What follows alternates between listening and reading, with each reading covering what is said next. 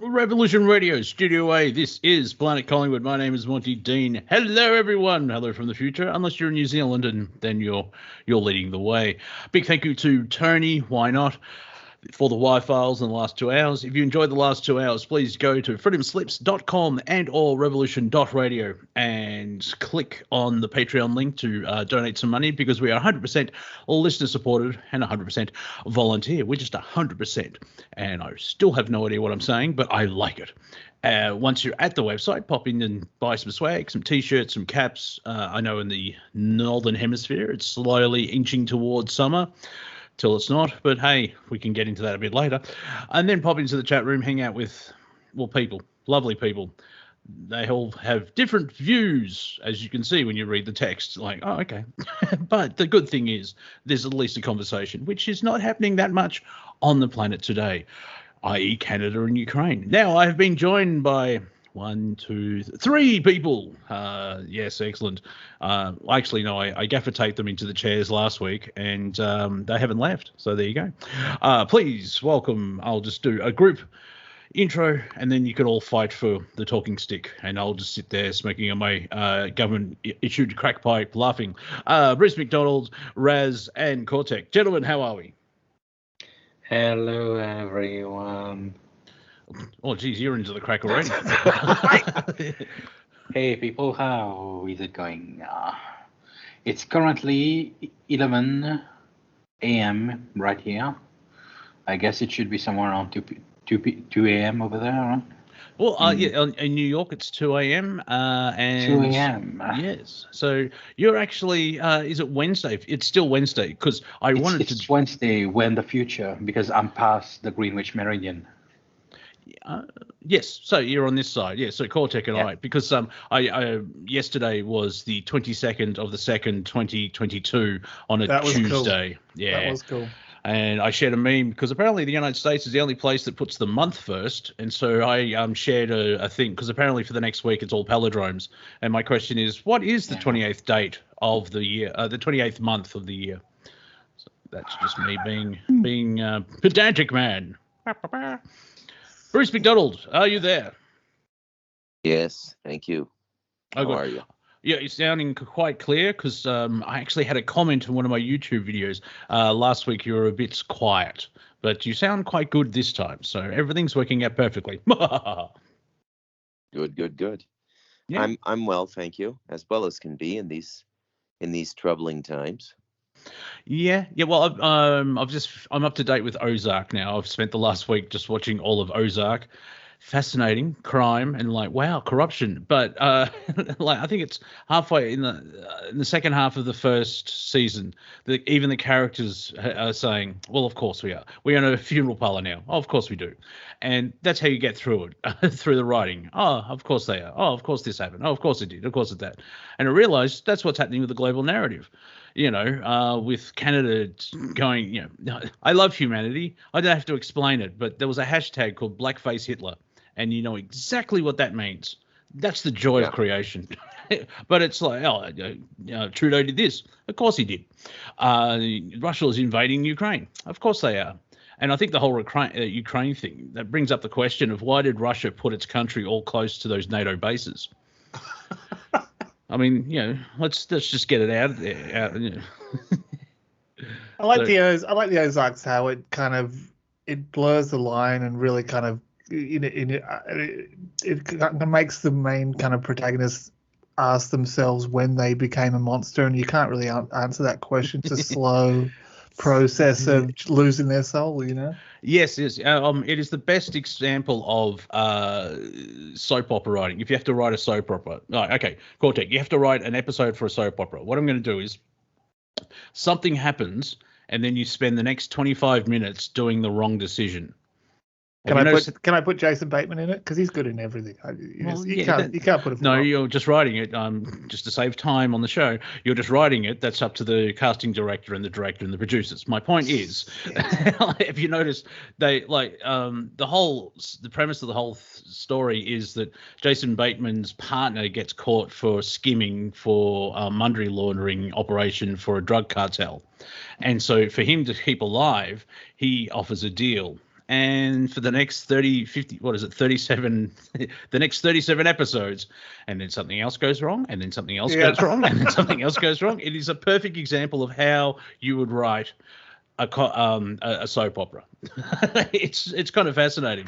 And I was thinking about the Ukraine, and let's go back to the late 1930s, where America wanted to get into World War II, but it was just a civil war at the time, and the populace didn't want to go in. They said, hey, that's not for us. After the last time, there you are.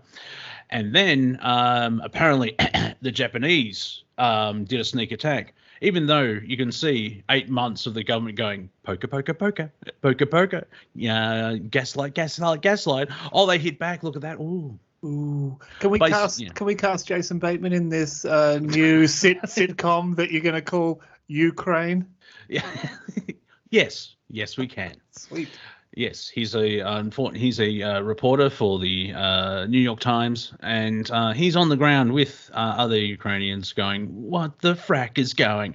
So you could just see the setup where I was watching Bill Maher, and he had two people on. I can't remember the lady who I know she was a Democrat or leans on. She's on that side of the aisle, because politics apparently is just left or right, which is let's call her totally Eileen. Wrong.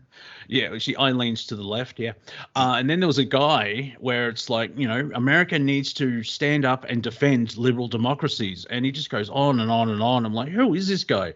Then they put up his name. It's like, oh, he's a CNN anchor. Then everything clicked. Like, oh, you work for CNN. Yeah, that explains a lot. But the thing is, with the whole thing that's happening in Ukraine, like we have to stop totalitarianism and authoritarianism and people's rights and everything. Like, well, why didn't you invade Canada?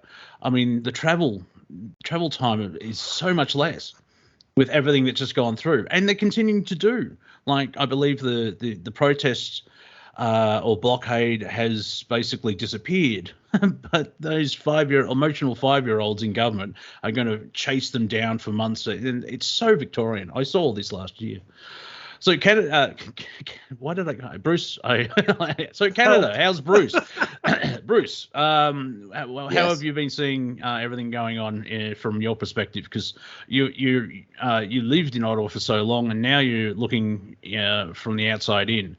And what's the latest? Because basically, if anyone wants to catch up, listen to last week's show. That will save time for everybody. So.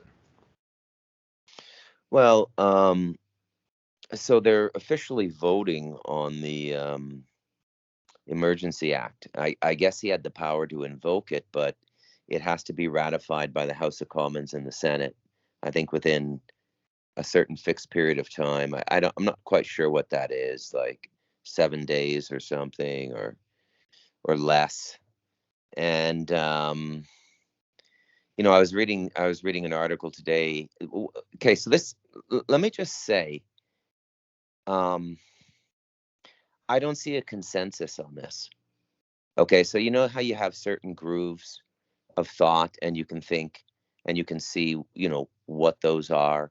Okay, that's a Council on Foreign Relations thing. That's and these things have always fit together very, very transparently for us, like Lego almost.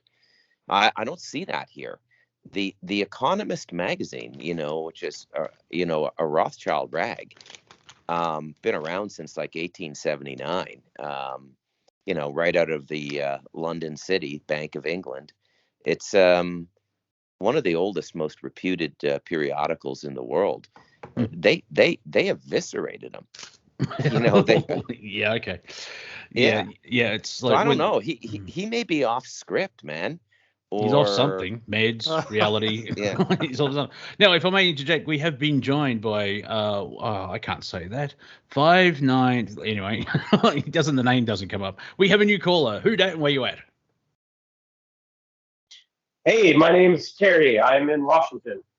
Oh, the state or the hellhole that is the national capital? Unfortunately, the state, although I don't think the capital is much better. No, I think the state's much better. You can hide. I mean, the capital's so much smaller. So how are you, Terry? Yeah, it's just the politics in this state have just gone downhill quick. Well, yeah. Is it a blue state? Got a feeling. Yes. Yeah. Well, Yes, Seattle's very much yeah. so. That makes perfect sense. So yeah. So welcome to Planet Collingwood. Try to be funny. That's what I do. I'll do my best. Oh, good. Well, even if you set it up, we'll slam dunk it home, or I'll just look like an idiot. But that's all part of my cunning plan to keep the alphabet agencies off this show, because like, they're just being stupid idiot clowns. And it's like, yeah, that's how we get the information through. It's all in code. Swish. That's basketball terminology. Yeah. Bloody sports ball. Yeah, talk to sports. Sports. So now here in Victoria, we had the similar thing because the state of emergency, they ran out because it's been going. Have you noticed the state of emergency has been going for 2 years? It was like, I don't think that's an emergency. That's a power play. And so they changed the pandemic bill. And apparently on midnight Friday night, most of the restrictions are going to be removed. Well, except for mandates and passports. Yeah. So the Premier is like, it's just like normal. For who? That's in Sydney as well. So that's all matching.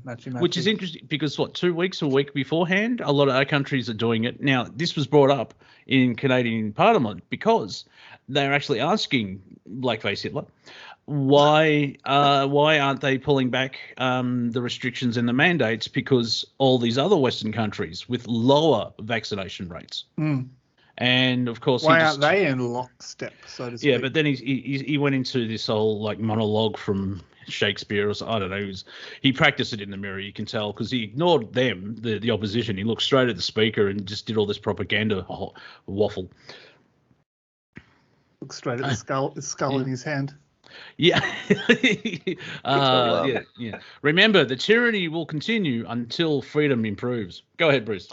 So can I do my tweet of the week bit? I mean, Remember last week, have you asked Jesus for help? Sarah Silverman. Okay. Here's this week. It's a response to a Justin Trudeau official tweet from the government of Canada. Justin Trudeau's Twitter account.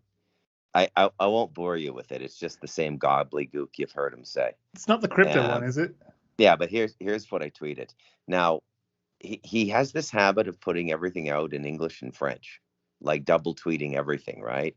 And I wrote, that's, by the way, because we have two official languages, but it's not as big a deal now in 2022 if you have a smartphone, right? So I wrote, you don't have to repeat tweets in another language. Most people can use translation services. When do you think you're going back to part-time ski instructing? Asking for a friend. Yeah. Any response? Oh, I got a lot of likes, man. Like a lot of likes. Twitter. I'm enjoying Twitter quite a bit, actually. I'm a latecomer to Twitter. Yeah. If you find the right way of getting in, like you put your defenses up, it's not real life. It's a battlefield, but it's full of comedy, and you can just do stuff like that. Where, if you start feeling bad, or the energy coming out of it's wearing you down, it's like go somewhere else, put it down, read a book. Once you click with Twitter, it is fantastic, but it's not for everyone. The comments are generally the most entertaining bits in any public post. So if it's, I'm not really bothered, but I can see how that could be the funniest bits. Oh yeah, well yeah, that's why I'm there, just to take the piss, technical term. So yeah, it's fun as life of Bruce on Twitter, which is now a segment here on Planet Collingwood. Yeah. Telling a Jewish person, ask Jesus for help. Not just a Jewish person. The Jewish comedian who said on stage, "I wish Christ would come back. I'd kill him again." Yeah, I don't think even in the Jewish religion, I think that's frowned upon. That's in the top 10, isn't it, of the Jewish religion? Shall not murder. Definitely edgy material. She's part of one of those angry sects, I guess. Well, yeah, she's also done sketches with Patton Oswalt about pedophilia. But let's move on. Yes. Yeah. So now the Senate is asking for a lot more. So it passed in the House of Commons. It was like 177 to 152 or something like that. That's pretty close. for politics. That's Yeah. what 20, 25. That's pretty close. And so it goes from the lower house. It'll be bumped up to the upper house to ratified, or whatever that term is, to sort of go just to check on it. And that's where the debate, especially in Victoria, that's where the debate was, because it went through the lower house because the government has the numbers, so it got straight kicked up. But then they didn't have the numbers in the upper house, and that's when they started to ratify it, where fines went from 100,000 down to 10,000. So are you aware of what's happening in the Senate in Canada? I am. Yeah. So the Senate has pushed back, and they're asking for more information because, and surprisingly, when you hear this, the first thing you think is, why didn't this come up in the House of Commons debate? But they say they don't have the information to make the call because they're given these redacted documents and told that the government is operating on quote unquote secret information it can't share with the Senate now, or even a Senate subcommittee with intelligence security clearance. I mean, nothing sus. This is it. Canada's having its Benghazi moment, man. I mean, this is some straight up Clinton shit. Yeah. So This if I may add, in Australia, the same thing. Like, we have the National Cabinet, which is a good idea. It's all the governments get together and have a chinwag, and so it's the federal and the states. But they actually sealed all the information in that. And it's like, hang on, aren't you dealing with a health crisis? Why is this all of a sudden a national security problem? Completely. Yeah. Yeah. So, I mean, but when you're holding back information, even from the people who should be seeing the information, I mean, they all take oaths, Yeah.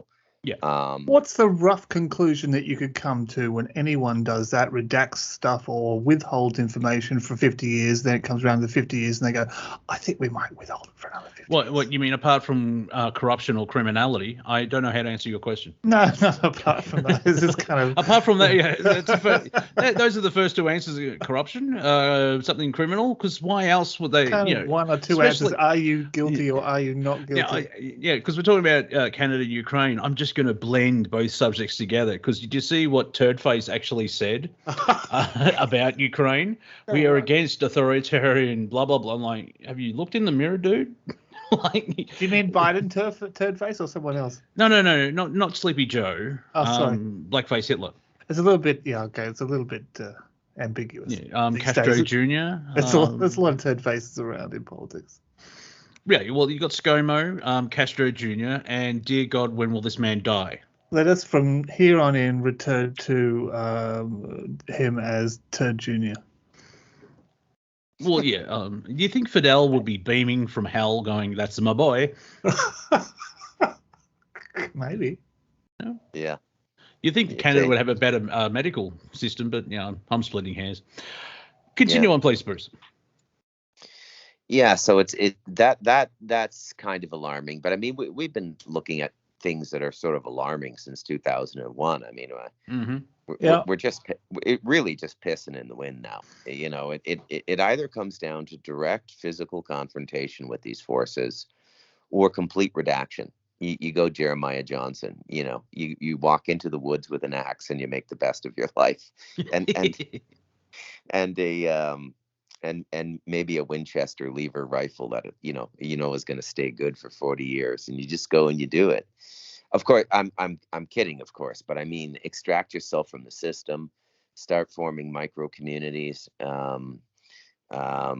It's the only way. And you might be joking, but there's some powerful notions in there. And you can do that, local suburb, local neighborhood.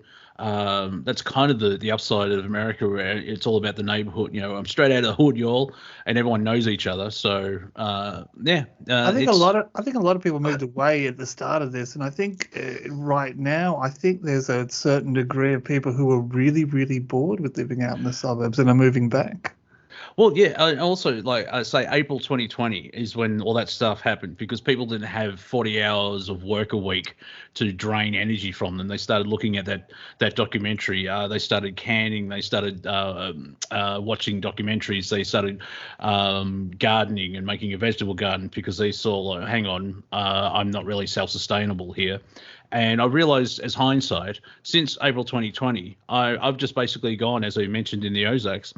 My response to this is like, or of course they are. Because, all the stuff that we're seeing, I think Mr. Ike was pointing this out in the early 90s. Mr. Jones has been saying it since the late 90s. This station has been pointing it out as well. So it's shocking that it's happening, but it's not a shock because it is happening. Mike used to do all the canning and stuff like that. I mean, it's a common sense thing that we're in the cities, we're paying for everything that's really free if we want to put the effort in. I'll put a different way, Cortek, is what our grandparents used to do in the 60s. Yeah. Gross stuff. How many of our dads, like my dad in my time, like I don't think my brother's got one, but he had a garage with every tool and he knew a little bit of everything. Like I had to just build like a little mount for my extra screen that doesn't work. Thank you, Apple. I'll see you in court. But I had no idea how to do it, so I went to my dad because I'm a pathetic human being. However, I played the family card, and Dad just like, he's in his 70s. Oh, yeah, there we go, lined it up. That jack of all trades, that's sort of gone. You need a garage, you need tools, you need to play around with stuff and make stuff and fix stuff, Yeah. Most of the first half dozen things that I took apart, I couldn't put back together, or if I did put back together, I had about 4 or 5 extra screws. That old chestnut, yeah. Like, wait, hang on. What, like you rebuild a car. What's this? I have no idea. Just put it to the side. We'll be right. Yeah. But yeah, you need to get. It's fun to do that stuff. Yeah, but it's also the element of like you can't do your own electrical anymore. And it's like, well, they can't understand because you could die. But plumbing problems or. Dare I say it, I know how to change a tyre, but I pay money to the RACV and I'm getting them to do it for me because it's the element of you want a professional to do half the stuff. Now, speaking of professional, mainly a man who plays guitar outside, we've been joined by Harry. How are you, Harry? I profess to be no national at all. All right, you sound very muffled. Are you talking into a toilet roll? Much more than likely now. I'm just rearranging. Oh, no, you just got worse. Is that better? A little bit, yeah. Okay. So does anyone know anything about making moonshine out of a still? Yeah, I've got a still. I recently got my hands on the equipment for one reason or another, but I'm not sure if it's a good idea. The last time, I had some homemade kind of Johnny Walker or something like that, I lost these connections to, fluid verbosity. I lost the words, and there was a certain, twice I did it, and then it happened both times, and I went, there's something not quite right. So the right amount of ethanol's not been skimmed off this or something. This is doing damage. Yeah, you want to do it correctly. Like, you don't want that meth lab to blow up again. I was like, leave it to the professionals. But, I mean, how hard is it? Do you know? The easiest way is to ferment lemons with sultanas in a bottle. And you just drink that. That's the Finnish way of,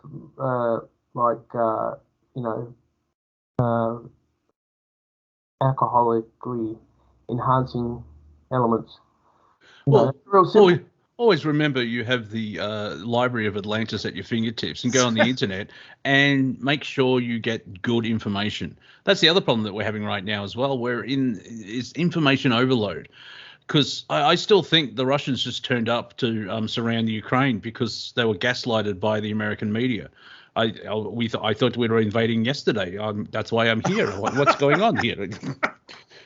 Actually, I just came down from a lovely sweeping drive down from the mountain where I lost signal a couple of times, listening to your show. It's been great. Thanks for bringing me on too, Monty. Well, that's all right. Hopefully you didn't laugh too much and crash into a tree. Yeah. Now over to you. I was enjoying it, actually. Beautiful afternoon out there in the world. Yeah, it's a warm day. Yeah, only 2 days ago it was 20 degrees and now it's 32 because Melbourne's got schizophrenic weather. And Yeah. And of course, they'll push the whole climate change thing where apparently it's our fault. And yet, is it the sun doing a 400-year cycle and it's being a bitch? I thought we Because have you noticed that the whole climate change thing? They never bring in like, what is the main driver of weather on the planet? The sun. Well, we'll remove that from the data clearly. Best climate change you can have is driving down a mountain highway with beautiful sweeping views with your window down. That's nice climate change. What about with your window? What about with your window down on a hot day and the air conditioning on your feet? No shoes on, thongs. I don't use the air conditioning unless it's really good. I like that. I've noticed with my car because I've only had my car for 3 years. I'm 48. Shut up. My point is, I'm learning like when the car's been sitting in the sun for a while is like all fours doing the old 480, all windows down and do 80 kilometers, and you get that hot air out. And once that's gone, you just pump the air conditioning because But then anyway. I had a dual wheel 71 Ford Transit van, old paddy wagon with sliding doors in Mount Isa with no heat, no air conditioning in the desert. That was Yeah, I've done my stints with no AC. Air conditioning was having the doors open when you drive. Yeah. My only knowledge of those type of vans is when they're shown that they're surrounded by federal agents. Over once by the cops. Did you guys see that the International Space Station is going to be retired? It's a retired, like. Well, it's going to be stationary. It's going to be Yes. stationary orbit over Florida. Is that what? Apparently, they plan to crash it into Australia somewhere, or. Oh, isn't that special? Yeah. Or there's a place in the ocean where is You apparently can't crash it on land. It has to be in the ocean. Yeah, apparently there's a spot in the ocean where they crash all the things, but apparently Australia have a good. So it's going to land on Megatron. Yeah, that's a. It'll land on the cube. What they're essentially doing is probably sending a more advanced, something that's not entirely tin can in space. Either that or they've been told. The ISS is pathetically tin can. I mean, It if does one seem day the Galactic 1980s Federation asks me if that belongs to Earth, I'll be like, no, it doesn't. The difference between like a motorhome now and a trailer built in 954. Yeah, that's kind of the difference because the ISS is what 40 years old. Yeah, all the integrated systems would be so hard to plug into it. Those super space cadet soldiers that tell their stories and stuff. The only tactics is Tic Tac looking at you now. So it's like it's defunct, all that stuff. I did like that when they had the space shuttle program till they actually retired it, they were buying up all this Commodore 64 stuff because it's the same level of technology. So they needed that happened with the PS3s as well. Some government when they first came out, some government in South Korea or something like that. I think it was Taiwan. Yeah, I heard that. I heard that. We're just going to say rumor. I heard that rumor that the PS3 has the same technology, AI, or the possibility of running in Taiwan. PS2. Yeah. It was it PS2? Yeah. So it was one back in the early 2000s, you could run the entire Taiwanese online defense grid system using only a PlayStation 2. Do you want to play a game? Why is Simply because It's of the amazing processing that we're power still in it. using these technologies. Well, yeah, like you watch With war all the games now. advancements that are really out there. I'm pretty sure the entire financial industry is still running on Internet Explorer 6. and yet they can't upgrade because they're going to have to upgrade the whole system. They've been putting it off for 10 years, 20 years. That was the whole thing about the Y2K thing. Oh, we only thought of we didn't realize computers would exist 20 years from now, so our calendars only had 2 digits. Really? Are you that stupid? No, they actually did it 0 to 9, and when it reached 1999, it couldn't comprehend going into the 2000s, so it reverted back. We also had that problem in a video game too. I think it's called Age of Empire, where you have to set an AI's aggressivity level.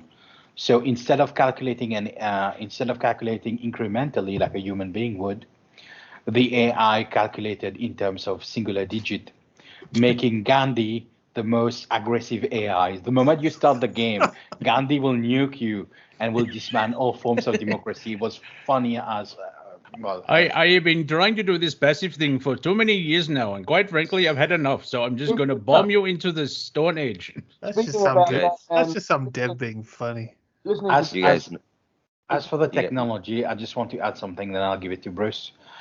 Bruce has an iPhone 13. It's 18 times stronger than the computer I had in 2004. 18 times. That's insane. Go Yeah, go ahead, Bruce. No, you go know ahead. what? You know what Gandhi said when he was asked, "What do you think of Western civilization?" Yes, I do, Nope. but I'll let you say it. What? Go ahead, Monty. Yeah. It sounds like a nice idea. We should try it sometime. Yeah, it would be nice. Yeah, it would be nice. Yeah, we should try it. I do remember. I think I can't remember which Mac it was from Apple. It could have been Mac 2 or the G3. But because of the supercomputer treaty just signed after World War II, you're only allowed to have 300 megabytes or something like that. And just because of the acceleration of technology, the G3. I could be wrong, so I'm just using that example. The G3 was technically a super weapon. And so the ad was, you have this little computer surrounded by tanks and barbed wire. And it said the first personal super weapon. It made me giggle. I think we Yeah. reached a point there where the power and the torque of computers was wound back. Well, yeah, your smartphone. Okay, let's say if we had the same technology as a smartphone in 1958, I think it would be the size of my house. Yeah, we could tank a full couple of rooms back then. And if you go back 30 years, to create your phone, you would need a video camera, a typewriter, and it's like it's a multi-purpose thing. I can see why It's the Bruce is in love with tricorder. this. Yeah, yeah. the reason why they've just putting down their space, the International Space Station, is because they just want to promote the flat Earth agenda. Harry, you could use an iPhone 13. You can see the horizon through it. You sound like Charlie Brown's teacher, man. I don't know what you're on, but switch to another device. All right, I'll do it again. Hang on. Yeah. Okay. Yep, 2022 and nothing works. Just look at the Canadian government. Yeah. Yeah, and also it's interesting as well, like with this whole Ukrainian stuff, who knows what's actually going on, but no one look at the American economy, all right? Just look the other way. So I'll tell you a little bit about, my week, because, I've been... Hold on a sec. Jesus, Cortek, you are unbelievable, man. No, I'm just waiting for the noise to finish. Okay, I think you're good. Yeah. Sorry, is that me? Sorry. What were you doing there? Taking the metal gadgets out of your penis? What was going on? Yeah, I was just readjusting my leg brace. Sorry. Yeah, Sorry. Can you I'm imagine taking this? the gadgets out of my penis already. Let's go totally off topic. Can you imagine this show with a budget? Anyway, back to you, Bruce. Imagine if we really had penis gadgets. Can you keep it clean? So, for the last week, I've been in a lot of communication with people I grew up with who still live in Ottawa.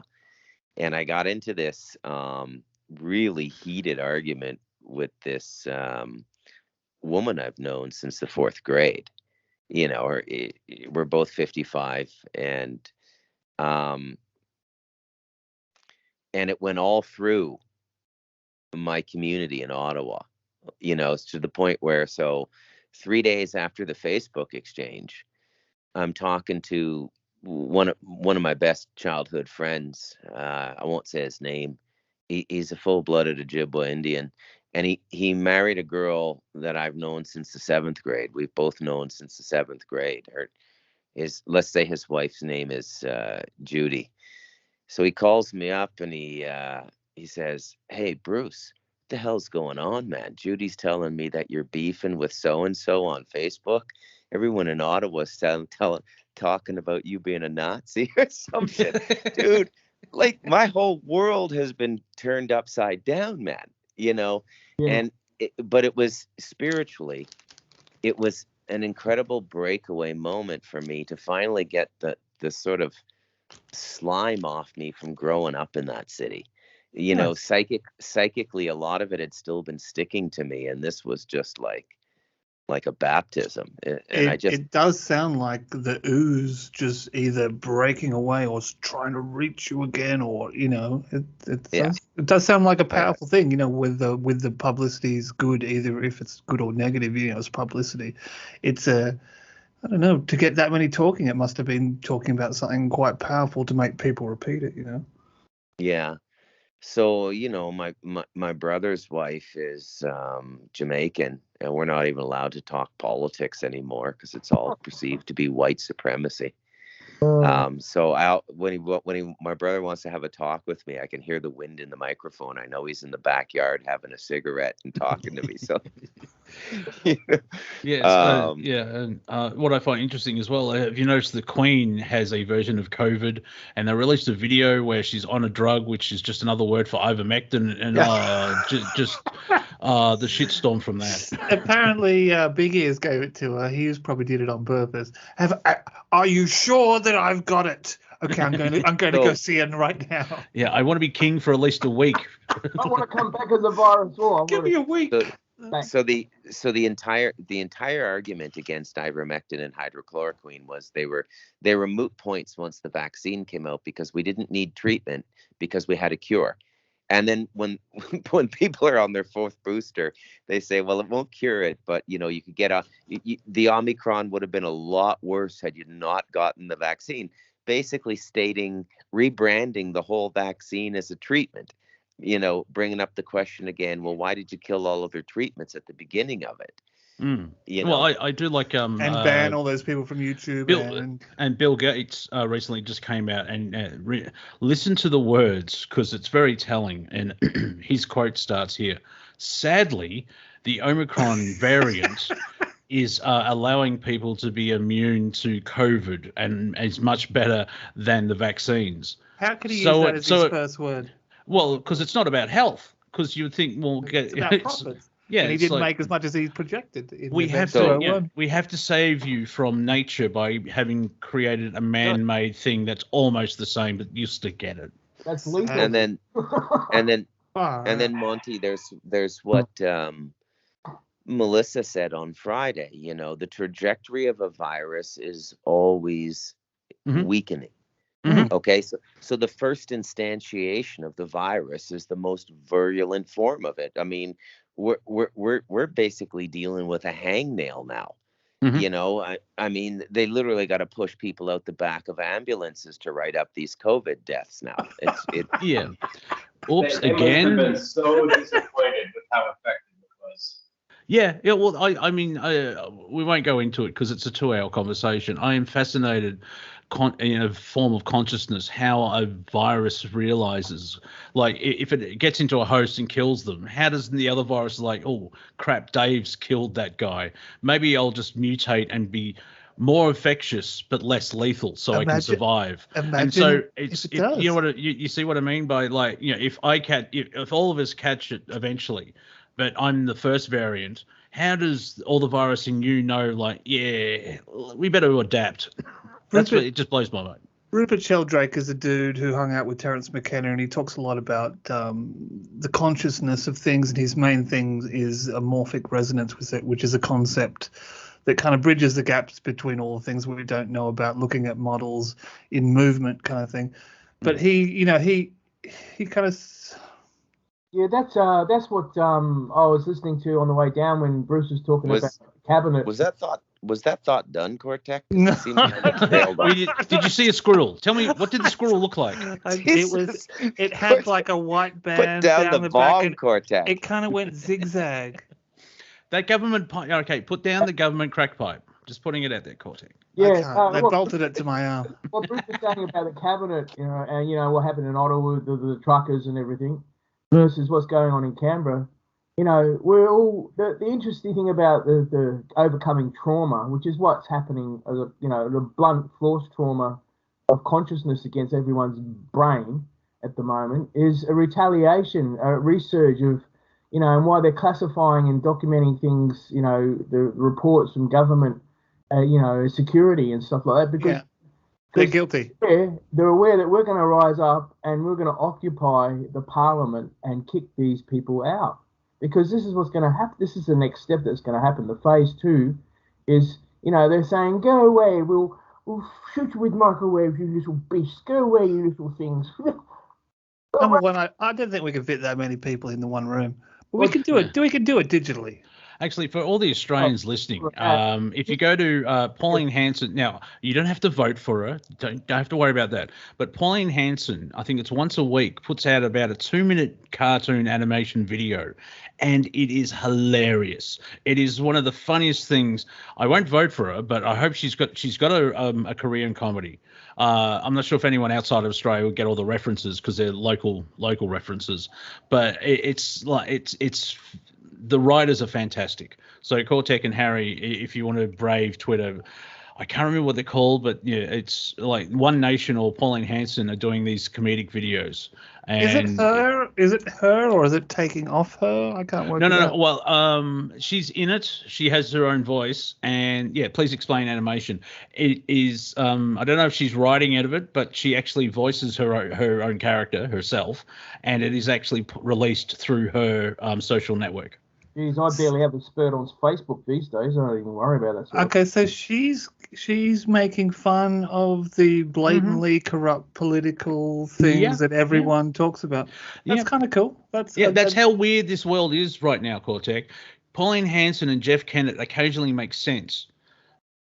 Yeah, that's It's like, turns everything upside down, doesn't it? Yeah, I know. Yeah, again. Yeah. So, Pauline Hanson, when she came into Parliament, I think 95, or she's been in there for a while. She left the Liberal Party, and she's just an option, but she's unique. She left a well-paying fish and chip job at Ipswich. Yeah. Now, have any of you chaps read the Protocols of the Learned Elders of Zion yet? Jesus Christ. What's the point, Harry? Point being, it's all ruse. This whole thing is a joke. Ah, okay. Yeah. Oh well, yeah, because people actually said, "Oh, they're made up. They're fake." It's like, yeah, well, even if they're fake, someone's following them. Someone's a little bereft of ideas and has taken them. There's a certain script there. Yeah, some academic said, the context of the language is not right. But it's like you're talking about people who are very conniving in their endeavours to do what they like to do. Yeah, power hungry stuff, but that's what I mean. Like, even it doesn't matter. Even if they are fake, someone's using them now because they're dead on. Oh. It's like, that was made up 100 years ago. It's like, well, it applies to today, and even if it is fake, someone's following it. Mm. It's like the Georgia Guidestones. It's like, Oh my God! They were put up, and 5 seconds later, someone was going, "Have these been forever? Here, is this how we should live the other one. forever?" It's like, you keep saying that they're trying to kill us, like it's written in stone. It's like, yeah, have you seen the Georgia Guidestones? 250,000 or whatever it is. In 250,000, 500,000 in 8 different languages, and even if it's a troll, it's still what's happening. You know what I mean? Like, even if there's, it's a whole folly and made up and it's a hoax. It's a still little happening. Close to the bone. The gameplay of the element of psychosis comes from the Kabbalistic and the macabre rituals and practices that they've been practicing for a long time in portraying symbolism and ideologies that brainwash us all. Well, no, attempted, if I may, because I'll give you an example, and I'll wouldn't mind hearing from Bruce from this. Remember when Grandpa Joe basically tried to curse the people of the United States, where if you're vaccinated, well done. Everyone else, you're going to die. But he's so weak and no one cares. It didn't manifest. Like, that's if they're using that black magic, it's like, well, someone didn't replace the batteries. It's not working. Well, the batteries are well working because they're believing what they're saying and publishing it and making everything contrite. The autocracy No. I'm sorry. It's the optimist in me. They're trying to, and some people have fallen for it. But did you see a lot? How many trucks turned up in Canada? Like this pushback. That's what I'm getting at. Yeah, but So they never went anywhere. They've gone home again. Yeah, but it's an example. That example in history was like, oh, we can do it like blah blah blah. Like right now, there like are four the or French five. Revolution. Yeah, 4 or 5 convoys are heading to Washington D.C. right now, and I think they're supposed to get there on March 5th. So March is going to be interesting for the United States. Well, there's 1.4 million. I'm wondering how long it'll take the government to shut that down. Well, yeah, but see, you've had the whole thing with Canada, and like, even if they try and push on, and they may succeed momentarily, it will wake too many people up because, like, the Canadian Freedom Convoy was done in the winter. Now, I don't know if you've experienced a Canadian winter. I haven't, and I hope never to, because it's like 30 degrees Celsius below zero. Now, you saw how many, like, say they had 500 trucks in Ottawa. How many people cheered them on as they drove across the country? What do you think is going to happen in spring and summer? Those people will be able to join whatever movement that's there. Bruce, what do you think, being a Canadian? Every single winter is a second childhood for a man in Canada, and then in the spring your balls drop again. So you agree with me, in a very poetic way, yes? Because it might become an annual thing. Well, hopefully, based on what's being done. Now, of course, some people say, "Well, wait for the next election." Well, we saw what happened in the federal election in the United States in 2020. Does anyone actually have any confidence in elections? Back to you, Bruce. Yeah, I would be careful trying to identify any group as being behind this. And one of the things I've noticed, one of the most powerful voices in Canada against the Emergency Measures Act, not openly declaring themselves as such, but if you can read between the lines, it's the Jewish lobby in Canada. And this has been a very startling observation for me. So the paper that we have, which would be the Canadian New York Times, which is an Israel-centric, slightly conservative, business-focused, serious daily newspaper, okay, broadsheet, and owned by Conrad Black, by the way, the guy that got imprisoned in Chicago. And they had one of their top columnists, an Indian woman, not native Canadian, like Punjabi Indian. She wrote a column really laying out Chrystia Freeland, the Deputy Prime Minister's connections to Klaus Schwab and the World Economic Forum, and how it's dangerous for Canada. I was blown away. I mean, it's like Alex Jones to the #1 daily newspaper in Canada. And really calling out the entire Liberal government to declare whether they are beholden to the people of Canada or to a globalist edict coming from the Davos Group. Like it's really hit a pitch now. Like it's broken through the barrier of conspiracy. Yeah, so I see a lot of positive things happening. Yeah, well, I've never seen so many references to the World Economic Forum in the last 7 days. Yeah. Actually, did you see that clip of Joe Rogan was interviewing someone? I've forgotten his name. I do apologize. But the interviewee quoted Klaus Schwab, sorry. But they actually got Jamie to play the Empire theme from Star Wars in the background, and dear God, it fits. Beautiful. Yeah. You've all nothing, and you will like it. It's like, oh my God. So this is, break through the tragedy and you'll end up in comedy. It's not the same comedy. It's kind of serious comedy. But as an Australian, as an Australian, you got to laugh. I mean, it's usually a coping mechanism. Like, they're going to start World War III. But are they? So when you... Terry, I think Terry wants to share. Sorry. Oh, no. Go ahead. Okay. Sorry, your box lit up. Go ahead, Bruce. So when you see Trudeau in the House of Commons now, he's not doing any interviews. He's done a few press conferences, but limited and controlled questions because he owns a lot of the media in Canada. Literally, his government gave them $600 million to stay afloat. And so he's not deviating from his programming at all. Like if you look at him kind of intuitively, the human being's completely gone. And Mhm. he's almost like some dude in the middle of the ocean holding onto a piece of driftwood. Well, we you can everything he does, he just can't let go. He can't think. He can't occupy the moment in fluidity and consciousness. He's in real trouble, and Maybe he's run out of RAM. he's got very few friends left in Canada, in the media or anywhere, right? Mm-hmm. Yeah, you And can. He's just got. He's trying too hard. You know, So, you have a group of friends, and there's one that tries too hard. Was that like some? Cortek, you know exactly what I'm talking about. I kind of expect him So- to put out a calendar with him riding a bear next. Yeah. Well, actually, someone referred to him as very quickly, Bruce, a great meme. He's now referred to as Moose Alini. Yeah. Nice. So you know how they hacked the Give, Send, Go donor list? Yes. Well, you know what they're finding out now? A whole bunch of them are Canadian police officers, and they're going to prosecute all of them. They're going to be kicked. How do you think that's going to work out for the police union? And I just want to say that when it looks real bleak, like those pictures coming out of my hometown with people getting kneed to the head with 6 cops on top of them, and just remember that too, right? That's going on, but also a whole bunch of cops also donated to the convoy, man. Well, it's a strange time to be alive. Yeah, nothing is worth that level of violence that we saw in Melbourne and Sydney and Australia. I was just following orders. Are we going to see Nuremberg 2.0? Because even here in Victoria seemed to be like a dress rehearsal for what's happening in Canada. And there was footage of a protester talking to a police man, thorough gender.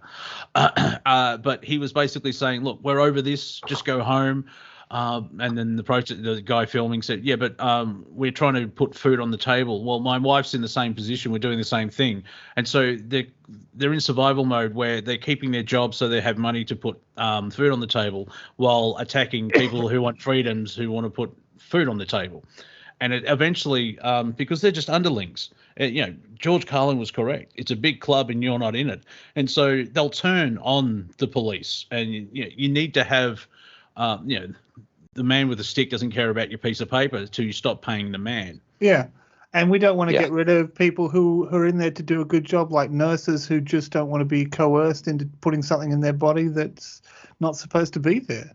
Yeah, and look, and all these other westernized countries that are breaking away from all these restrictions and everything else like that. But Canada's gone, nah, we'll just keep going hardcore because their belief is that a vaccine will stop this deadly plague. And they're like, well, has anyone recently got the alpha wave of COVID? Is it alpha again? Is it gone back to A's again? No, that's my point, though. Sure, they would use Sigma. No. It's not the next variant. What happened to the original virus? Because the variant is of the thing. So it has that original virus. Yeah, well, that's what I mean. I'm thinking clearly. So the original variant busted out at a craps table in Vegas. Yeah. Still there? Yeah, I got into a cab with a guy called Big Vinny and hasn't been seen since. Couldn't pay his Uber tab and got beat up in the desert. That's the end of the first variant. Yeah. While Frank Sinatra was singing in the background. It's very weird. I love Don Rickles. Don Rickles said one of the best jokes ever. I have said it before. I'll say it again. Frank Sinatra once saved my life. He said, yeah, that's enough. Nice. So... Yeah, 2022 is going to be a very interesting year. It's going to be a very, very challenging year for a lot of people, economically, I think. They're warning about massive stagflation now, where wages stay where they are, but prices go up. And I guess that's just inflation. But worse than what's been going on, Cortek. Like Bruce and I have made the same example of 30 years ago. Someone actually pointed out that the Simpson house is because it was done in the late 80s, early 90s. Home is just it's a one income house, 3 bedrooms, double garage. That doesn't exist anymore. Pirates have always been around because they're called colonists, and this is what. It's what it's all about. And people wake up to that fact. If Australians wake up to the fact that we're living in occupied land. That's because the natives lost. I'm not being a prick about it. That's what happened. There's no treaty. That's the problem. There should be a treaty, and we should all become one and move forward. Are we the occupiers? Yeah. Well, technically, yes, but it's been 200 years. Like, we should change all the names. Like, well, maybe all of us should go back home then. I should move back to England. Dear God, no. I was listening to a radio station today and it's going, we'd like to thank the Gadigal people and all that. And I'm thinking, there's none of them left. You pushed them all out for the Olympics, The other thing is to realise that, why Victoria was the test bed is eugenics was very big in Melbourne. Berry Street clinics, right, for helping families get repatriate and all that sort of stuff. James Berry was the head of eugenics in the 1930s. Well, the White Australia policy, which stopped in the 70s, that's a big hint. Like, well, only accept white people in. Like, that's not right. And then then you had all the refugees from Vietnam. And it's changed since then. What about they take kids from their parents' routine? That was a good one. Yeah. That's why Kevin Rudd said sorry. In Canada, they gave reparations, and we gave an apology, and we're still in this crap today. We are at the halfway point of Planet Collingwood. I hope you've chuckled occasionally, and we're sharing the old knowledge here and there. We shall return after these short messages to continue this.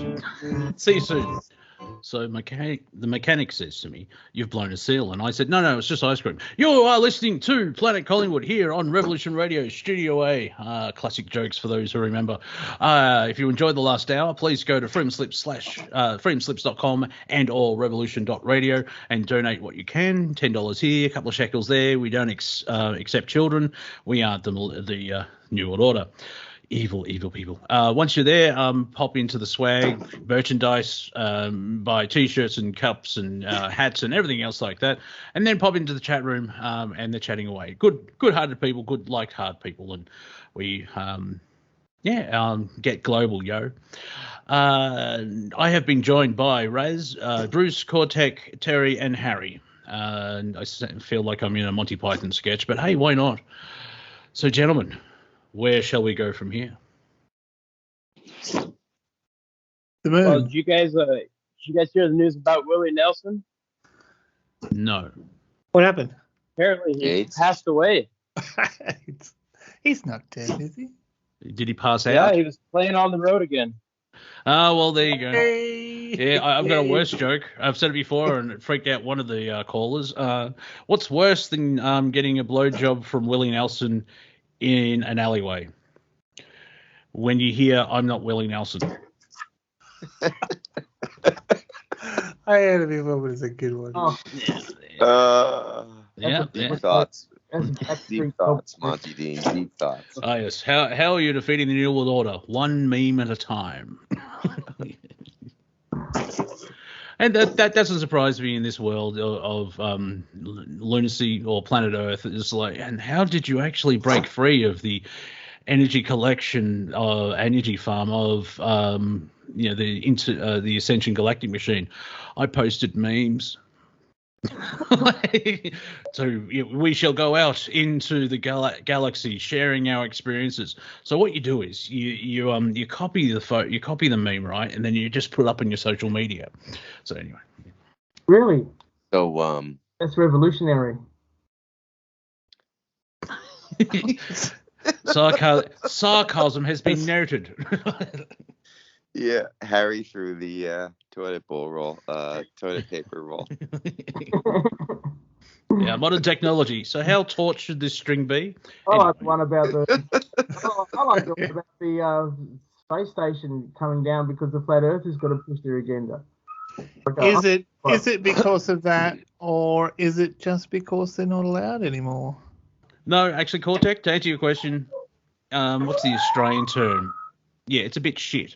They're sick of drinking their own urine. All I see, from space drama, sci-fi is, space is going to kill you. But, it might just be a fun place like the Love Boat. is a inaccurate depiction of what it's like. On a cruise I ship. remember when we broke free of Earth's orbit and I heard the love boat setting another run. Here, have your complimentary cocktail as you step aboard off the game. Where's that lovely bartender? He's awesome. What books have you been reading in the candlelight, fellas? Anything interesting? No? Read. Yes. I've gone back to William Gibson's Neuromancer and that four book set, and frankly, within the first 25 pages, you can see references to every single sci-fi that's been made in the last 20 years. It's mental. From The Matrix to anything that's been done, you can see references in this in terms of a cyberpunk kind of look at the world. It's incredible. William Gibson, Neuromancer, the most incredible sci-fi book. Does it come with pictures? Yes, it does. In your mind. Oh, all right. Yeah, there you go. Unfortunately, I'm watching Star Trek Discovery because I'm punishing myself. It's a personal thing. Let's move on. But the AI that runs the ship apparently is developing emotions. And I'm like, this is just going to end badly because it's very SJW woke. And so I'm sure the ship was like be in a battle. It's like, I need a timeout. I need to just. I'm feel conflicted here. Until it gets offended. Yeah. Oh, Terry, I don't know what you're doing. Are you rearranging your backyard there? No, he's changing the shelves in the oven. Sorry about that, guys. I'm at work. I'll mute myself. Okay. There's a homemade pizza night.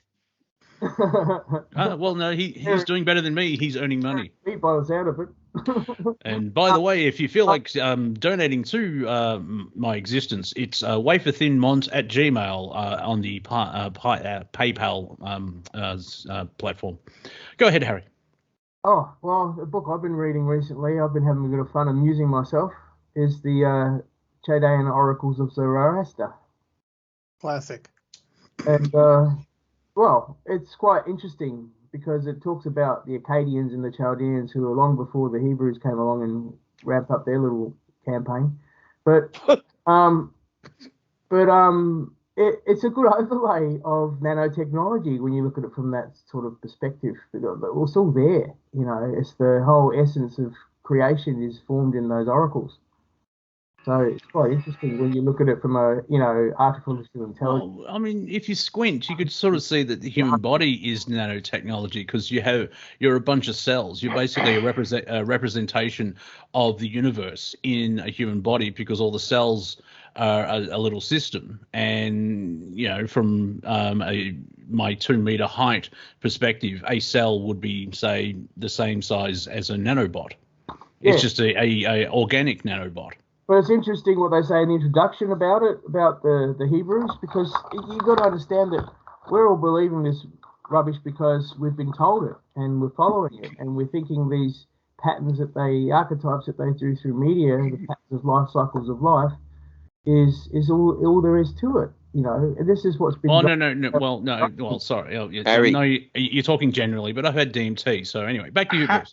Harry, If you had had a plane ticket to Ottawa and a megaphone, you could have changed the world, man. Well, that's all right. Go ahead, Raz. Remember. Harry, do you know who Zavatai Levi is? Yeah. You know that part, right? Yeah. If you know that part, then you know the whole H word, J word is bullshit. Utter bullshit. Yeah. Utter BS. It's all made up. Yeah, it's as made up as me getting coronavirus. It's made up. Yeah. Did you get coronavirus? No, but I have 2 of them deactivated in my system. And an immune booster. And I've had it for like 2 years. I never got anything out of it. I'm pretty sure I got it in 2019. It was gnarly. I got it in 15. Go ahead, Harry. I can't hear you properly, but go ahead. Yeah, I got it in 2015. That type of virus, That's what got Prince, wasn't it? No, I don't know. I think he overdosed on drugs because he was talking about chemtrails. No, he was, and he was going on, late night TV, kind of talking about stuff like that. But he got shipped to some hospital for something or other, and he was reasonably okay. And then it was one of those tags that they put on before COVID was stamped out in a rubber stamp. You mean COVID-19? Because there's 18 more COVIDs beforehand.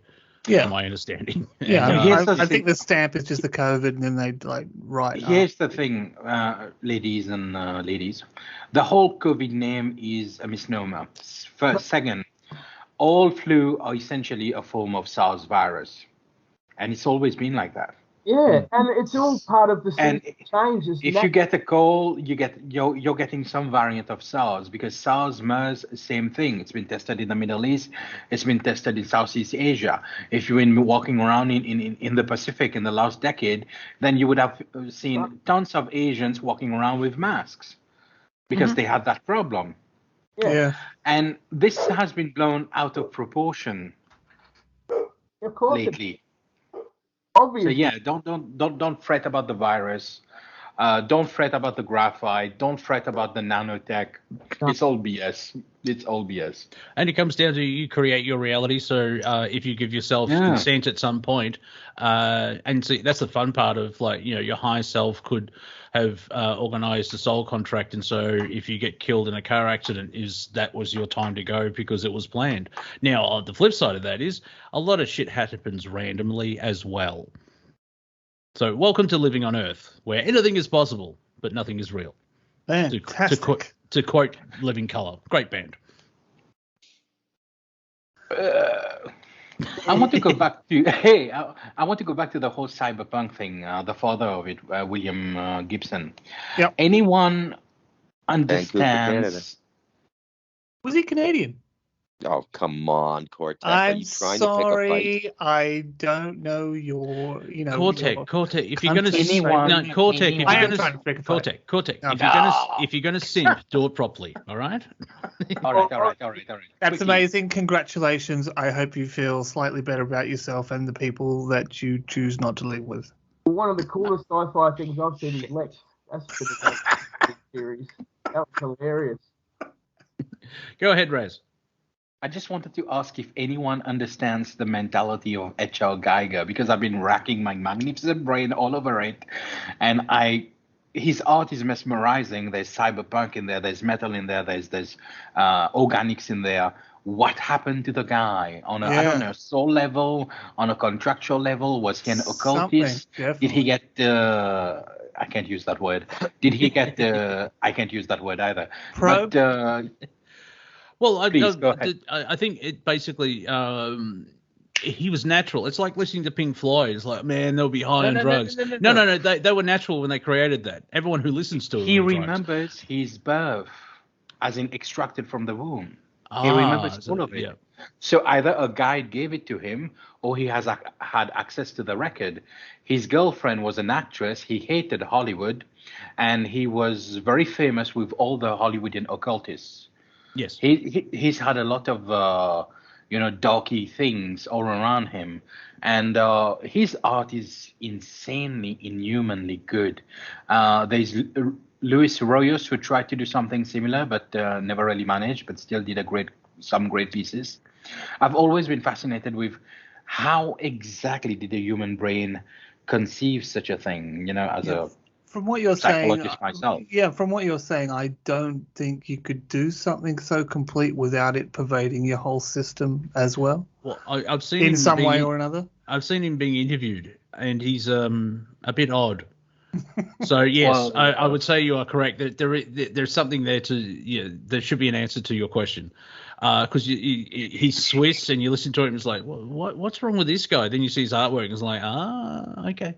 And his biggest addition to culture is that he was discovered by the people who were making the first Alien. And that's where he basically created the alien creature in the Alien films, and see how big that is now. Let me give you the reason why I also came up with this subject.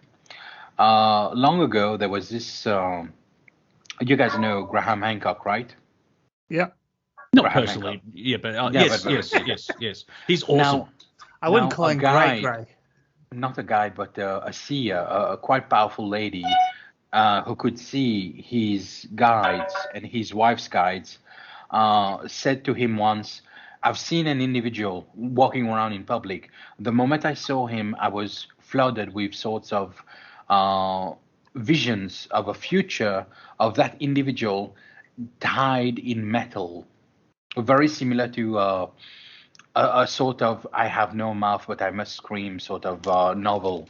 And when you look at H.R. Geiger's artwork, it's like snippets from a future, potential future. It could very well be, because earlier you were saying the human body is organic nanotech, while the human mind is quantum computer. Yes, yeah, and also, and you can get data from past, present, future anytime. So yeah, I was wondering what was going on in H.R. Geiger's quantum computer. Yeah, was he picking up a civilization in the past, like millions of years ago? Exactly. Yeah, because and also then you have the lens of his existence as a human, and so it's pushed through that lens and it comes out that way. And especially being an artist, you know, you've got that, you adapt things and you change things. I mean, the whole thing about him remembering his birth would explain why everything looks like I can't say that word, but you know what I'm saying. If only we knew someone who could read the Akashic record. Oh, if only we knew someone.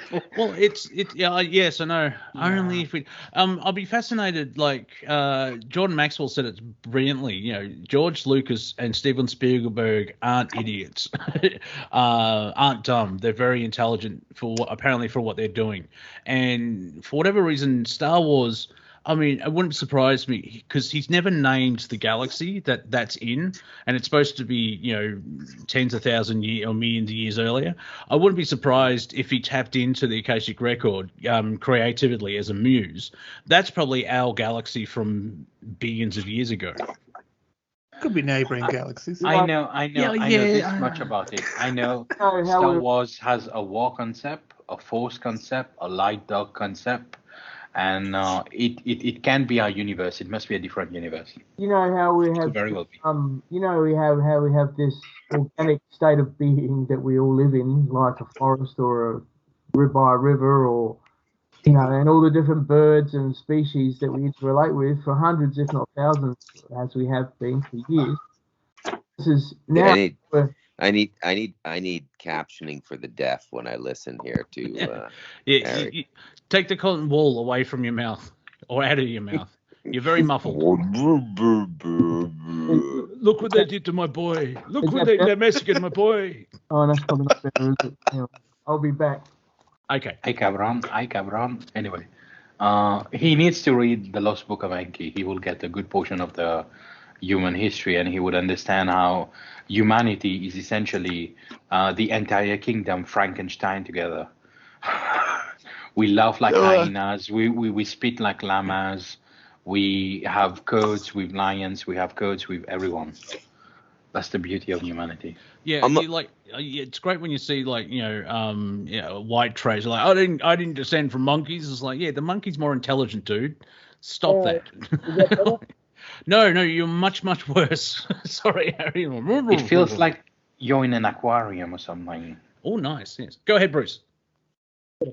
So I'm a little fuzzy on my history, but do Marxist insurrections not take place from the ground up instead of from the institutions down? Well, no, that wasn't real communism. Have you seen that? No. Say that again. I'm quite the Marxist expert. Say that again. Do Marxists... Basically, what he's pointing out is usually it's the people that become Marxists and there's a revolution from the grassroots up. But what we're seeing is from the institutionalized level and going down. Well, they figured that out all the way back in 1919. They already figured that out. That's why cultural communism came to be. Yeah, it's interesting. Well, the first step of communism is taking religion out of the schools. No. It's one of them. It's one of them. It's one of the steps. The first step of Marxism was it's economical Marxism. When economical Marxism failed, they moved on to cultural Marxism. There was a shift there. So if you want to look at it from an economical Marxism perspective, it was all about class warfare. But the class warfare never happened. The class went to war. They never revolted against the ruling class. And that's what boggled their mind, especially people like Lukács and everything, who was a minister in Hungarian, Bolshevik Hungary. Later on, he met Felix Wales. He started the Institute of Social Science, which became known as the School of Frankfurt. The School of Frankfurt, post-Nazi Germany, was moved to the US, which became the University of Columbia. And in the University of Columbia, post-1940s, we had the first piece of critical theory, which people are discovering now, which is just ludicrous. No, you sound very muffled now. You've actually gotten worse again, Harry. Sorry. Raz is really classing up this roundtable, man. That was a nice little history brief there. Yeah, it's brilliant, but I can add half of it, and I think you will find it very interesting. You want me to continue? Because it's actually very pertinent. So let me give you guys a nice briefing. When it comes to Marxism first started as the working class against the ruling class. So eventually, the class consciousness never happened. The First World War happened, and they didn't revolt against the ruling class, and that was boggling to them. So in the 1920s, Lukács, who was a Marxist, became the minister of culture in Bolshevik Hungary. It's a bit hard for me to retrieve, but I'll retrieve it. And there he started realizing something about Hungary, because Hungary was a very, how can we call this, Christian-based, family-heavy-based society. And he realized that the family ties was the one that was creating the family unit, the community unit, if we can call it that. And it was also creating a sense of patriotism and a sense of belonging. And it was quite preventing people from revolting against what you would call the ruling class. They had family. So Lukács started something called sexual degeneracy, grade A sexual degeneracy. And that, if I can retrieve, was somewhere around the 1920s.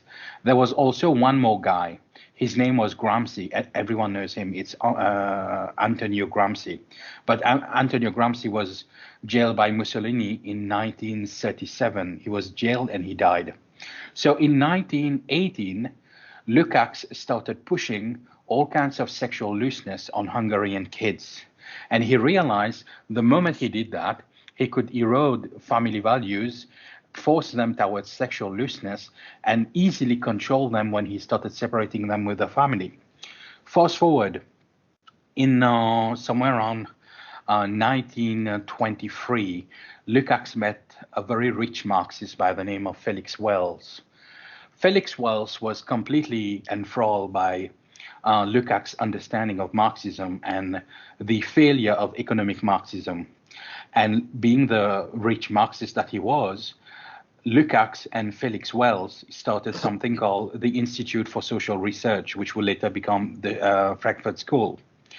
In 1930s, the school added Max Horkheimer, another famous name. Now, Horkheimer is famous for authoritarianism. Along with Horkheimer, they added a little bit of Sigmund Freud into the whole Marxism, economic Marxism. And it changed from economic Marxism to cultural Marxism. It changed from worker class against the ruling class, worker class oppressed by the ruling class, to everyone in society is oppressed by institutes of the West. That's when cultural Marxism was born. That was in 1930. So in classical Marxism, the whole proletariat and bourgeoisie was removed. And what was introduced was classic oppressor. The oppressed was everyone who was not part of the West or part of a Western institute. And everyone who was the oppressor was essentially those who were part of a Western institute. Now, somewhere around 1934, in the 1930s, actually, so it was in 1933, what you would know as Nationalsozialistische Deutsche Arbeiterpartei which translates into National Socialist Worker Party, took over, and it was very hard to be a Jewish Marxist in 1933. In 1934, it went to New York. The School of Frankfurt went to New York and got rebranded into Columbia University. And that's where the first critical theory came to be, to escape Nazism. Now, critical theory was very, very simple. Criticize everything Western: family, democracy, common law, freedom of speech, any form of even a sort of what we would call reification, attribute concrete characteristics to that which is abstract, like gender and things like that. Fast forward, Theodor Adorno came into the picture. Theodor Adorno, alongside Horkheimer, penned the treatise, The Authoritarian Personality, in 1950. Authoritarian personality essentially murdered masculinity as we know it. If today we have a masculinity problem and a massive emasculization of Western men, it's mainly because of the authoritarian personality in 1950s. And it sees the whole gender role, women, in a form of bad light. And that was one of the big problems that happened. So fast forward now, we're in 1955. Yeah. And we have World War II's ended, and Herbert Marcus comes into the picture. Herbert Marcus, or Marcus, however you call him, he published a book called Eros and Civilization, which is a direct sequel of Sigmund Freud's book on civilization. Eros and Civilization was a very convoluted read, if you ever read it. Why? Because Eros and Civilization argues that Western society gave up flesh, chemical-based pleasure for societal progress, and that was bad.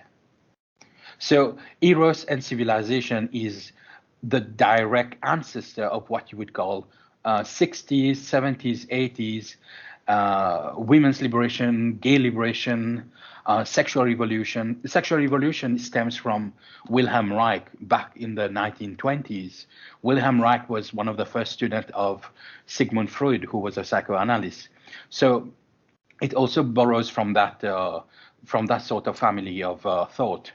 And Marcus believed that if you could erode society sexually, you could halt that Western progress. And Western progress will always continue as long as what they call at the time polymorphous perversity was banned, was a sin. So polymorphous perversity is what we would call in this day and age as modernity being confounded for sexual looseness, as per the book of E. Michael Jones, Libido Nominandi, and so on. I forgot the name. Yes, Modern Degenerate, Sexual Revolution, Libido Nominandi.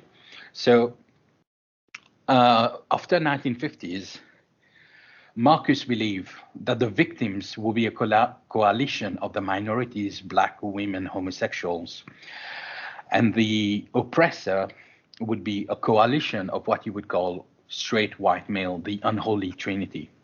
So the social movements of the 1960s, Black Power, feminism, gay rights, sexual liberation, all of that gave Marcus that sort of vehicular traction to release cultural Marxism into the mainstream. So cultural Marxism is a direct... Oh. Uh-oh. We lost him. Well, that was fascinating. Yeah, one thing I learned from that was he said a rich Marxist. Never trust a rich Marxist. Yeah. It doesn't make sense. Yeah. Raz, if you can hear us, you've dropped. You're still on, but we can't hear you anymore. Yeah. So we'll figure that out. And yeah. Well, quite fascinating. Harry, there seems to be a lull in the conversation. Did you want to play the kazoo? Yeah, sure.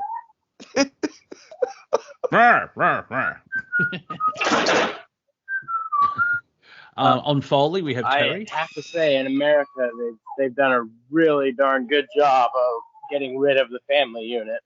Yeah. Well, it it's almost been seems like a targeted attack. Well, yeah, they've weaponized it where, like, I mean, homosexuality is through nature. It's not prolific, and it's not a political party. And so that's where sometimes it's hard to sort of point this stuff out because, oh, you're homophobic. It's like, whatever you do in your bedroom is totally fine. It's like two consenting adults, or maybe more. If two consenting adults, there shouldn't be a problem. Do what you want. Who cares? It's not an identity. When you weaponize it, and there's now a faction of like, love is love. It's like, stay away from the children. You cannot make love to a child. That's rape. Had a very nosy dog. It's a rebranding of the terminology as well. To call it an identity makes people from 5 years of age go, identity. Geez, what's my identity? What's your identity? Yes, and you've got people who haven't even reached puberty yet going, well, maybe I am a lesbian. I saw, what's the Russian news network or whatever? Is it RN or the Green? RTE. They had this post. Record number of Americans, which is probably the same around the world, are identifying with, other labels, and it's like, and their comment was, how progressive. But it's not progressive because, unless you go through puberty, why is anything sexual? I mean, because you're not sexually active. That's where puberty kicks in.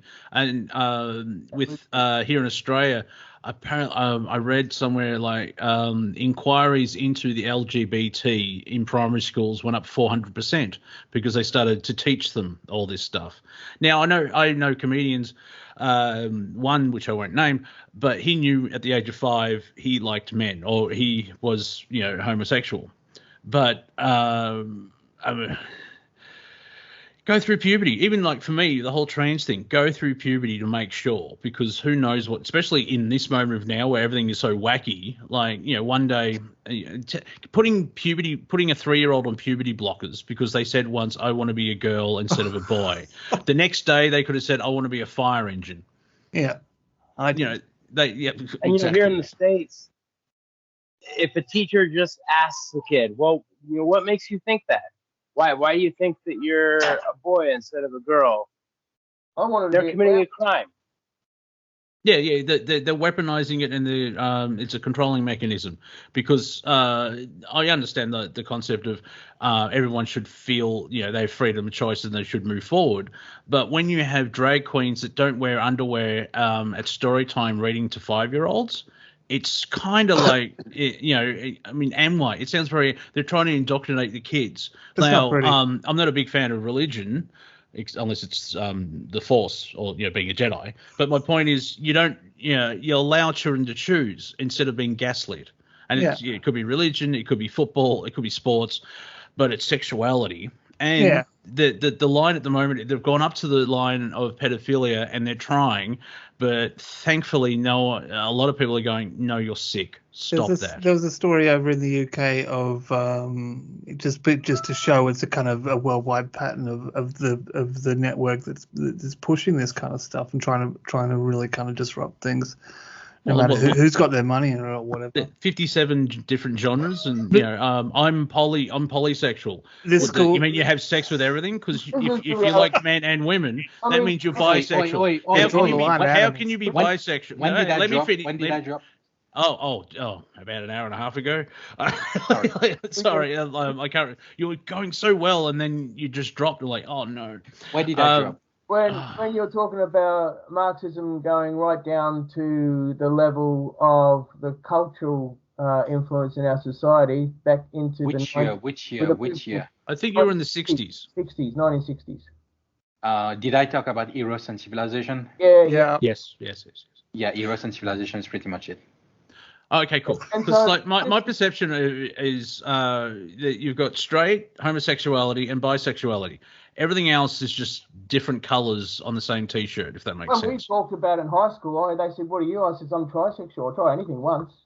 Hey. Yeah, and what did the police officer say then? I mean, I know there were people that have married trees, and actually a woman divorced a tree because apparently it cheated on her.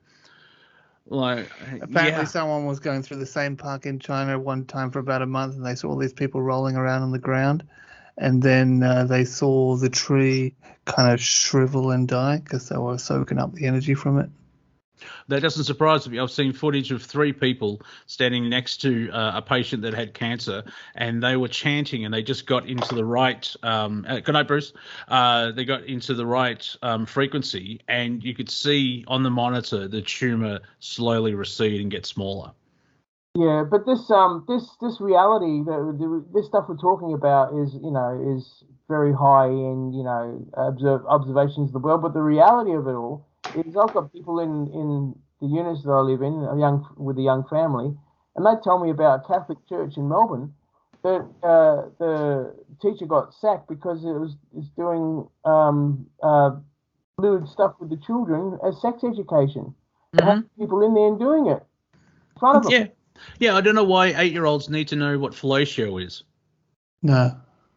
That's the thing. That's why people are like, you children are progressive the enough. supply line, No, and once you condition a child, you cannot reverse the condition. Well, that's why they're doing that. Well, yeah, doesn't the Jesuits have a saying, give us some boy by the age of 8 and we'll show you the man? It's like, yeah, because you've programmed them for the first 8 years. I think it's 6, but that kind of shows that that's probably when we should be most careful to bring them up well. As long as you have innocence left in your life, you still have that spark of creativity. Because once the creativity is gone, and this is what happens in the psychosis of people, is that they lose their creativity, their spark, because they're overloaded by something more impressionable that's not necessarily good, And this is what their life rebounds on the trajectory of, their cellular response to those actions. So this is a real agenda, as you were saying before, about this whole paradigm shift of reality that they're contriving through these inventions that they make public. The same thing with World War I. Same thing with World War I. And they know that what they're doing is wrong because they're telling the kids, don't talk to any adults in your life about this. Yeah. Don't discuss this with anybody. This Compartmentalization. Yes, we join us, don't join them. And instead of actually allowing the child to have a choice, instead of going and also that's what college is for, to explore all this type of stuff. But that's after puberty. So, well, by the time they get to college, they're ready to receive the next level of programming because they've already gotten it. That's happened in the last 30, 40 years. The educational system has been changed. Joe Rogan's got a great theory that there isn't a small group of people wearing hoods around a fire controlling everything. What they did was, 4 decades ago, they thought, we'll just get all these people to act a bit crazy left, and we'll put them into the system, and it's just grown. Like they dropped the seed, and the plant has grown. And now there are so many people that believe all this horse hockey. Like look at Hollywood, where it's about the message instead of making money. And it's because of their ideology. And so I don't think they've been controlled. They were created by this small group, but they just let it run wild. Terence McKenna thought that there was, we could, as a mass thing, create these memes. And he had a situation with UFO while he was in South America. And he saw it kind of dissolve out of mist or something like that and come towards him. But then when it was really close over the top, he saw it had the exact same detail as there's a classic kind of fruit metal hubcap picture that was a UFO kind of picture for a while, but it had the exact detail of that hubcap. So he kind of saw this thing that he was convinced that he saw, but then it had a detail that was too ridiculous to be real. Yeah, but was that his brain creating because he couldn't understand the information in front of him, so the brain created something out of the information, if that makes sense. Could have.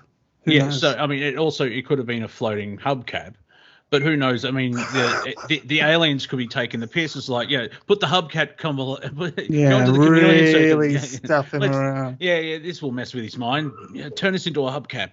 And so there's a lot of variables with that. It's also like, now I don't know if it's not 100% true, but when I think it's Columbus just to make it easy, when Columbus and those 3 ships were heading towards the Caribbean, one of the islands, it took 4 days for the witch doctor or the shaman to recognize, because it was something they'd never seen before. He couldn't see the ships.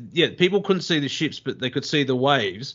But eventually, because the shaman focused on it and received the information, and it constructed in his mind the information, that once he saw the ships, and then he said to everyone else, "Look, there's ships coming." And it's that classic 4-minute mile. Once a human sees something, they can usually do it type thing. Have we misinterpreted, though? Is that just a long story for I went out there and I was out on the headland, I saw them coming, then I came back and gave you the story? All right, it's super tricky. Let's be the devil's advocate. Let's be the devil's advocate. How did someone find out that process? Like, did they sit him down? It's like, so when we were approaching, did you see us? It's like, no, hang on, blah, blah, blah. But, the comedian kicks in. It's like, yeah, well, I'm sure he was killed 3 months later. So there you go. Now we've been joined by another Victorian. So everyone sit down and just be careful. Say hello to Pony. Pony, are you there? I'm here. Bonjour. Excellent. Bonjour. How you going, all right? Yeah. You? Well, so you don't listen to the show? Oh, that's interesting. I've been listening. Well, then you know how I'm doing. I'm doing well. So, would you like to add to the conversation, or? Little 5-minute rant. Yeah, go Painwise. All right. So Russia lost the gold medal to Finland in ice hockey on Sunday. Their team is known as the Russian Olympic Committee. That's their name of the ice hockey team. I know the Babylon Bee have released an article saying that the Ottawa ice hockey team are changing their names to the Oppressors. Just getting the notepad out. Item for next agenda, please make your names a little bit more creative than they are on the door. Yes. Have you heard of the Third Rome? No. Okay, okay. Now, Rome, like first Rome, is that the actual 7 hills, and the second Rome be the church? Oh, I guess it depends whose history book you're reading, or however you take the idealism of it. Eastern Rome, Western Rome, and the Third Rome. Yep. After the fall of Constantinople in 1453 to the Ottoman Empire, that's what they should call themselves, the Ottoman ice hockey players in Ottawa. Rome moved north and went to Moscow, and a decree was written that would be the Third Rome, and a fourth shall not be. Now, you look at Putin's latest speech. He's sitting in front of a flag that has a double-crested eagle. Their national ice hockey team also has the same symbology, similar to the American double-headed eagle, out of Rome. It's all out of Rome. Yeah. And so Caesar, that's where the word Tsar comes from, Caesar. So the Tsar of Russia is literally Caesar of Russia. And also you've got the Romanovs, who were taken out by the Rockefellers. So at some point, they were after all the Holy Roman Empire emperors and the bloodline, and they got them all, basically, with the fall of the Romanovs. Not to say maybe that was a Machiavellian play, that some of them have survived and got out, but it looked like a total bloodline cleansing. Even Napoleon claimed to be the Holy Roman Emperor at some point. So the idea here is that at some point, the installation of this puppet government, Putin, is put in. He's just gone out and done a speech about how he needs to reunite all this Roman. It wouldn't be a thing. This Third Rome wouldn't be really much of a thing, because a lot of other people claim to be the inheritance of Rome and all that. It's a thing because Putin has made it a thing. And Putin's right-hand man, Vladimir, he's basically the leader of the Russian Orthodox Church. He's all about Moscow being the Third Rome. And it kind of makes sense, because like as Rome fall, the survivors would have fractalized and moved, because like David Icke, through his research, like the pharaohs, you could follow it around the Mediterranean over the centuries, and one faction from Rome ended up in England, and that could be the British monarchy. So I'm not surprised. The Habsburgs, yeah. and Yeah, Austria I'm not. and Germany. Yeah, going through Germany. Now, I wouldn't be surprised if another faction decided to go to Russia because it will be more fertile. And dare I say, the Khazarians, which is what is, I believe, the major faction that tries to control Judaism. That's up there as well. And what was it, King Louis, or whoever he was in Rome? He came out to Finland and bombed the hell out of that. He got Swiss Navy to do it, and take over, destroy the whole heritage of that region as well. Well, I don't think it'll be the Swiss Navy because they're a landlocked country, unless it's two guys in a boat in a lake. Well, I know what you're saying. I'm sure that they would have used the Swiss Army, or there's something they would have used it. Yeah, it's just I have a sketch about for stand up. You've got the Swiss Army knife, but there's a Swiss Navy where it's two guys in a dinghy in the middle of a lake going, "Stay away from the edge." In conclusion, Putin may be a clone of Julius Caesar. Ooh. Could be. Now, anyone Rome knew? never fell. They just went underground. Yeah. I mean, you could see the history of the United States. That could be New Rome, but I'm liking the idea that the original Rome fractured.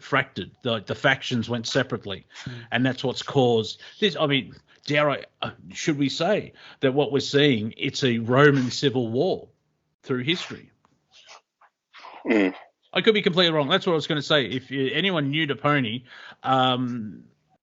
we make this up. Like, we could be we could be 100% wrong. Many plot holes in this theory. Yeah. But the thing is, at least you put it together and you put it forward so we can discover it. That's the one part of the Planet Collingwood is like, here's an idea, and we go through it, and at the end of going through it all, no, it doesn't work. But at least we've gone through that to find the end. Sometimes and that's you what just got to say stuff out loud. Yeah, exactly. Yeah. So I mean, to go on with it a little bit, because Kiev. Ukraine, they're all Rus, right? They're all Rush. They had the most nuclear weapons in their area back in the late 80s and that from Russia. So therefore, they were Russia. Now, if you had that situation today, Turkey would be like, guys, we need help. They're just over the Black Sea. But with this play with Ukraine, you could sneak up all those weapon armaments towards the Black Sea, towards Turkey, and everyone just thinks they're going after Ukraine. That's a build up for the big worldwide religious war. Well, it's like trying to be a neutral observer with the whole thing. You can kind of see why Russia's freaking out, because NATO, which should have been disbanded in 1990, just keeps getting bigger and bigger and bigger. And the Ukraine's probably one of the last countries that's right next to Russia. Now, if you replace what Russia's going through, would the United States allow that? Would they let Costa Rica or Ecuador or Mexico become part? Yeah. Anyway, and it's just a basic flipping of the coin. I mean, we did see it in 1962 with the Cuban Missile Crisis, because everyone, like the Americans, are like, why are these missiles close to us? Well, why are all your missiles close to us? If you want to get with that. Well, they're the underrated underdogs, Russia. I mean, they were first into space, first with satellites, first at a lot of things, but they're given the image, it's Machiavellian. It's the art of war. Pretend you're broken, economically busted. No, we're not saying that Russia is super heaps tops and let's all move there, because Putin's not exactly the cheeriest. Yes. We go to Russia to visit and pick up women in mail order catalog. He's a little bit malinformed on gaming as well. And a lot of things actually. You don't hear about the massive stand-up comedy scene in Moscow. I'm just putting that out there, but also you can see like the dark side of the United States, and this is the government. The people are nice. It's the government that are very shady. Yeah. Can you imagine if the CIA didn't exist and how many wars wouldn't have had? Like the UN, United Nations, was created to stop war, and that was in 1947. Does anyone remember history at all? Because they suck. They've failed. Depends whose history. Yeah, I'm pretty sure the memory tops out at about 8 or 9 years these days. Well, because when Trump got elected, that's when history started, if you noticed. Isn't he supposed to be a genius? Look, we don't know about things like the Thracians, the Etruscans, the Phoenicians. It seems to be that a secret it's not a society itself; it's the idealism or the ideology that survives. Yeah. Don't 'Cause, go like, into Rome, any who the hell come up with the idea of two little kids sucking on the teat of a wolf for their birthing symbol? You know what I mean? That was Gino. He was Claudius high and- on wine. He was a little bit abstract thinking at the time. He was he had a paintbrush in one hand, and he was a glass of wine in the other, and he was talking philosophy out of his mouth, and he was, And he It's in the stars. He had these special mushrooms that he found somewhere, and some berries that were fermenting a bit hard. So it's all symbolism basically. Because I saw something about that. Someone was researching.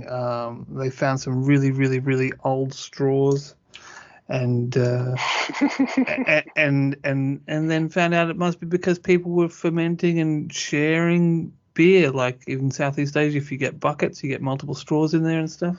Yeah, well, see, with I'm just with the dog and the two twin babies. They used that in Star Trek, Remus and Romulus, and that's basically the Romulans and Vulcans. That's their history because they're going back in time in their history. They're the same race, but at some point they both go to different planets, and so that's why they, this is the good Star Trek when Roddenberry was alive. On diversion with cannabis and marijuana. Yeah. So it's a wacky world, and we're glad to be in it. It's getting tiring though. It's something like this whole thing, like war with Russia, World War III. Yeah, we survived a pandemic, and there's going to be a World War. And like, That's what I wanted to say. Regardless of what commentary there is on the situation in the Ukraine, there seems to be an almost old school tape recorded answering machine response to whether they're going to invade or not. Yes, we're going to invade. Look, they're causing up trouble. Okay, here we go. We're invading now, and it's like it's just. The first song I do when I go out busking is "Knock on Heaven Doors" because it's got the ooh-ah and it gets my voice in right. Love the ooh-ah. But I sing, "Mama, take this mask off of me. I ain't gonna wear it anymore." I think since this Friday it's all kind of over, I think we should have a good old-fashioned mask burning in your favourite city, town, or suburb. I don't know. They'll come back. Raz, you wanted to share? No, I was just saying I wouldn't be surprised if there's an FAQ for anything, Russia says about Ukraine. It's like, oh, they just said that line. Quick, page 48. We're supposed to say, okay, yeah, say that. Yeah. It's Damn it, we didn't get the updated PDF. We said the wrong thing. It's just wait and see. As my mum would say, you're both as bad as each other. And it's like, there we are. Easy do I have to wear a mask to your mask burning event? Not if we do it after this Friday. And do you reckon Novak, every time he heard his name, he went, damn straight? Probably. He still won't get it. Well, that's the thing. Half the world is getting rid of restrictions, and the Western world's clamping down because of corruption and everything else like that. We're coming close to the end of the show, ladies and gentlemen. So any final thoughts? And I'll start. We'll go with Harry because he's muffled. Harry, any final thoughts? Can I just say, are they clamping down because they bought like 15 million doses for everyone when they should not have kind of tripled down like that? Yeah. Well, yes. if you over to you. Read the Oracles of Zoroaster, because in that story, the god has got a head of a hawk. So it's quite interesting. Yeah. Oh, okay. Cool.